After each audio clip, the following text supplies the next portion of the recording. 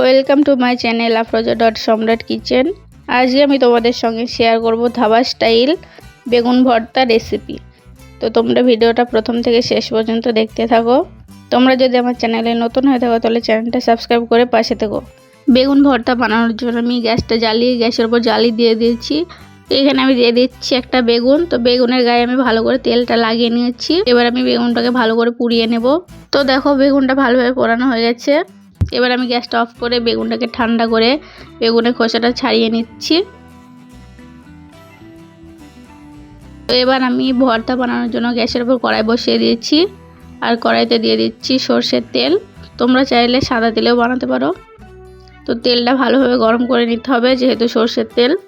তো দেখো তেলটা ভালোভাবে গরম হয়ে গেছে। এবার আমি দিয়ে দিচ্ছি পেঁয়াজ কুচি আর দিচ্ছি কাঁচা লঙ্কা আর রসুন কুচি। এবার আমি সব কিছুকে হালকা করে ভেজে নেব। এখানে কিন্তু আমি পরে কারি পাতাও অ্যাড করেছিলাম, তো তোমরা আগেই অ্যাড করে দেবে।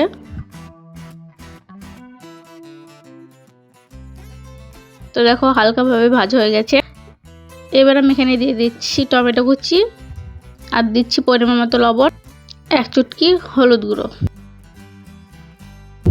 এবার আমি সব কিছুকে নেড়ে মিশিয়ে নিচ্ছি একবার। এবার আমি সব কিছুকে ভালো করে ভেজে নেব।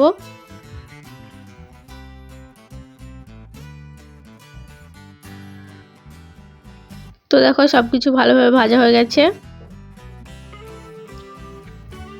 এবার আমি এখানে দিয়ে দিচ্ছি ম্যাশ করে রাখা বেগুন। তো বেগুনটাকে আমি ঠান্ডা করে ভালো করে ম্যাশ করে নিয়েছিলাম। এবার আমি বেগুনটা ভালো করে সব কিছুর সঙ্গে নেড়ে চেড়ে মিশিয়ে নেব।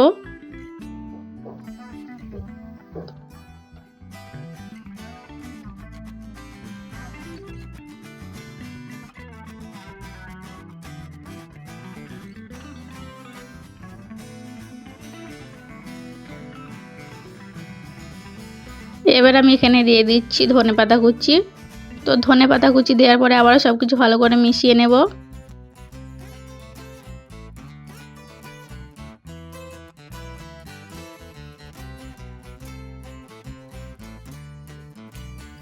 তো দেখো আমাদের বেগুন ভর্তা রেডি হয়ে গেছে। তো এবার আমি গ্যাসটা অফ করে ঢেলে নিচ্ছি। তো দেখো আমাদের ধাবা স্টাইল বেগুন ভর্তা একদম রেডি হয়ে গেছে। তোমরা কিন্তু এরকমভাবে ভর্তার রেসিপি একবার হলে বাড়িতে ট্রাই করে দেখবে।